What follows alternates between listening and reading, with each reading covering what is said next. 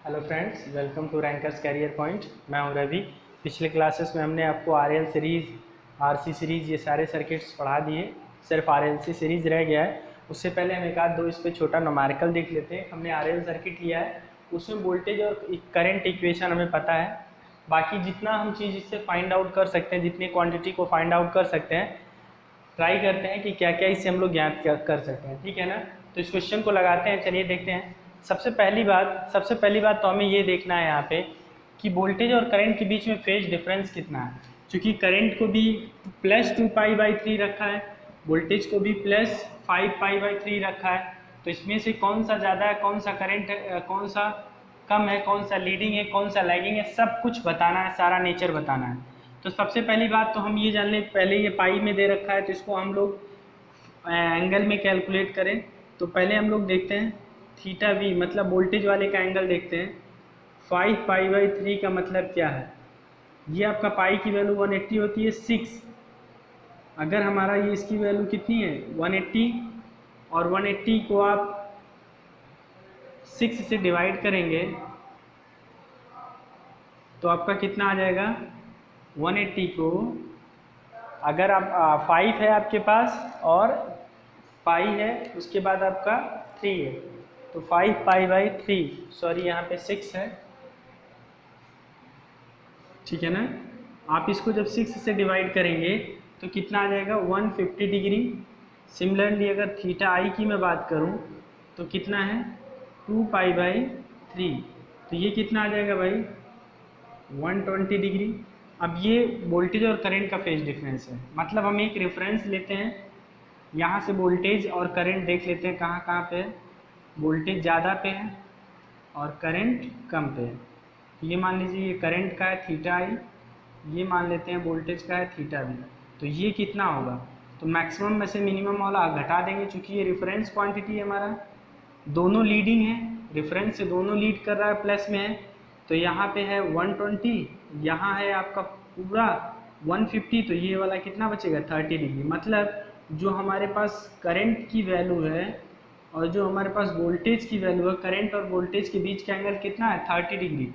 मतलब हमारा जो फाई है वो थीटा वी माइनस थीटा आई है, मतलब 30 डिग्री। और 30 डिग्री कैसा? लैग, चूंकि करंट यहाँ पीछे है, किससे?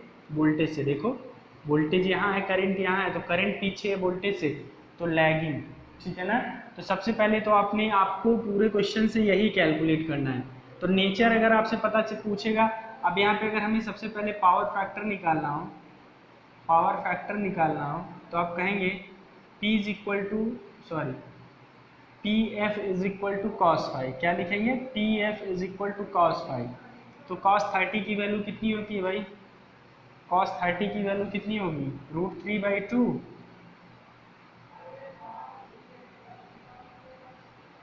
ठीक है ना?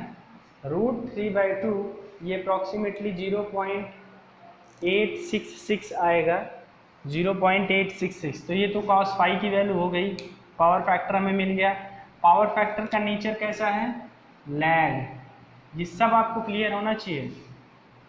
अब आपको पावर फैक्टर मिल गया, तो अब आप क्या कैलकुलेट करना चाहेंगे? मैंने इसमें स्पेसिफिक कुछ नहीं बोला है कि क्या निकालना है, कुछ भी निकालने को बोले, आपको तरीका पता होना चाहिए, आप कैलकुलेट करते चले जाओ, सब निकल जाएगा। अब अगर आपने पावर फैक्टर निकाल लिया तो अब हम बनाएंगे यहाँ पे इसका इम्पीडेंस ट्रायंगल। ये आरएल सर्किट है, इम्पीडेंस ट्रायंगल याद होना चाहिए आपको, XC R, या कॉन्सेप्ट आपको पता है तो आप निकाल सकते हैं, दिस इज फाई। अब आपको पता है क्या? Cos phi is equal to होता है R/Z, पता है? हमें सबसे पहले इम्पीडेंस निकालना है। क्या निकालना है?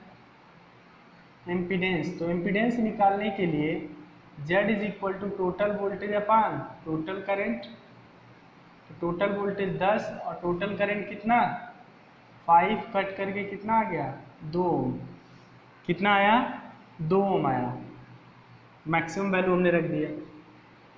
अब हमें रेजिस्टेंस निकालना है, तो आप लिखेंगे cos phi, Z cos phi, ऊपर से यहाँ 2 रख देंगे। कॉस फाई की वैल्यू √3/2, ये 2 से कैंसिल आउट हुआ, R इज इक्वल टू कितना आ गया, √3। आपने यहाँ से Z की वैल्यू निकाला 2 ओम, आपने पावर फैक्टर निकाल लिया, R भी निकाल लिया।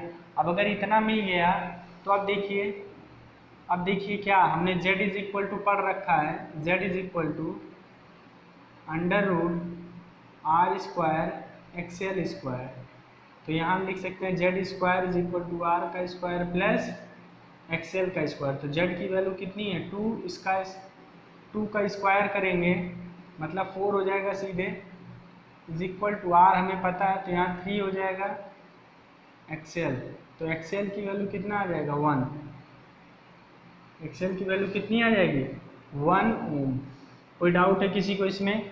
तो आपने इतनी सारी वैल्यू कैलकुलेट कर ली, क्या क्या, पावर फैक्टर, R L, ये सब कैलकुलेट कर लिया, सब आपने क्या कर लिया, कैलकुलेट कर लिया। अब हमें इसमें क्या कैलकुलेट करना हो सकता है, इंडक्टेंस वगैरह कैलकुलेट कर सकते हैं आप। इंडक्टेंस की वैल्यू क्या होगी, कैपेसिटेंस रेजिस्टेंस की वैल्यू क्या होगी, रजिस्टिव पावर की वैल्यू क्या होगी, तो ये सब आप निकाल सकते हैं। रजिस्टिव पावर अगर निकालना हो या एक्टिव पावर आपको निकालना हो तो आप कैसे निकालेंगे, रिएक्टिव पावर आपको निकालना हो तो कैसे निकालेंगे, ठीक है। तो आप देखिए मैं सब बताता हूँ आपको कि कैसे सब निकलेगा। अगर हमें अब निकालना हो, इंडक्टेंस निकालना हो, मतलब हमें L चाहिए, तो 2 पाई FL मीन्स आप लिखते हैं XL की वैल्यू कितनी आई, 1। इसको आप लिखते हैं ओमेगा L, कोई बात नहीं, लिख दो। इसी को आप लिख सकते हैं 2 पाई FL, कोई बात नहीं, लिख दो। तो इसकी जगह पे 2 पाई F, ओमेगा की जगह पे क्या है, ओमेगा की जगह पे 314 है, इंटू आप लिखते हैं L इज इक्वल टू 1। तो L इज इक्वल टू क्या हो जाएगा, 1/314। यहाँ से आपको मिल गया क्या, यहाँ से आपको इंडक्टेंस मिल गया।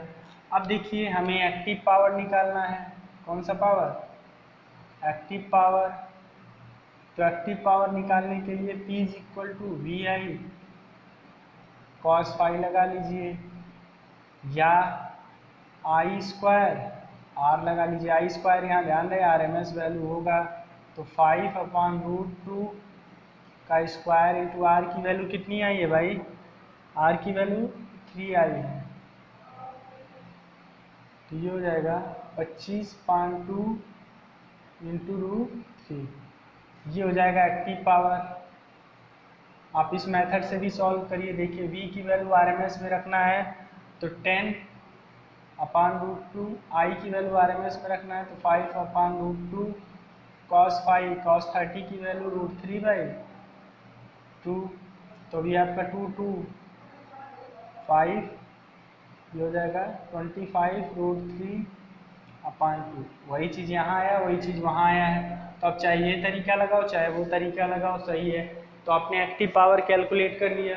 एक्टिव पावर कैलकुलेट होने के बाद हम लोग रिएक्टिव पावर देखते हैं, अपरेंट पावर देख लेते हैं। इतना कर लिया तो सभी देखते चलते हैं, है ना।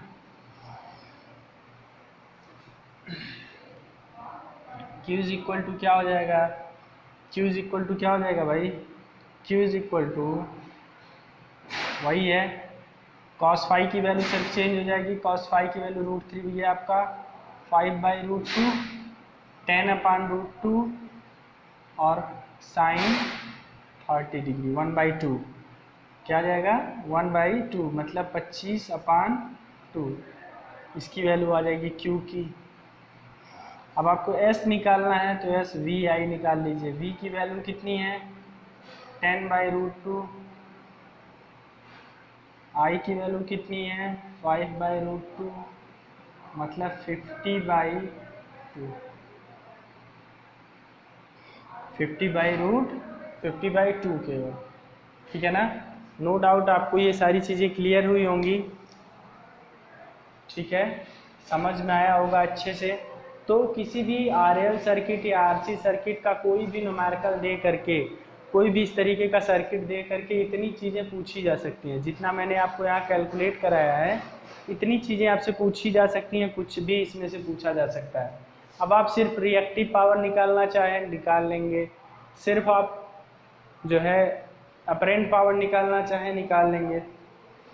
तो आपसे कुछ भी पूछे आप उसको इजीली कैलकुलेट कर सकते हैं, आपसे कुछ भी पूछा जाए आप उसे इजीली कैलकुलेट कर सकते हैं। अब देखिए इस पे क्वेश्चन और किस टाइप का बनता है, और किस टाइप का क्वेश्चन बनता है, मैं इसी में थोड़ा सा और चर्चा करूंगा एक कैपेसिटर लेकर के, ठीक है ना।